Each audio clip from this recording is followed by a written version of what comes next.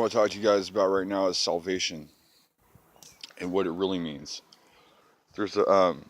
there's a lot of folks out there that talk a lot of they talk a lot about John 3:16, and I don't necessarily think that that's the first verse that I'm going to jump on if I'm teaching salvation. As a matter of fact, I'm going to teach Matthew chapter 25, and the reason is because it has a part in there called the judging of the nations. And you remember in one of my past videos that I told you that when I'm talking about the Apocrypha and the Maccabees and the end of time,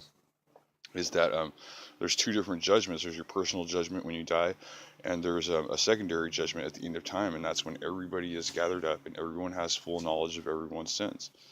Um, at that time is the only time that I'm aware of that the Jesus of the Gospels that we typically think of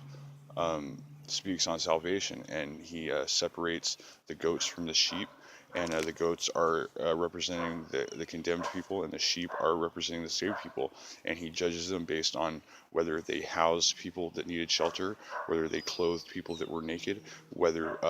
they gave people something to drink that were thirsty, etc., etc. Salvation is based on whether you are merciful or not, and that's it, and that's straight out of the mouth of Christ in anybody's Bible.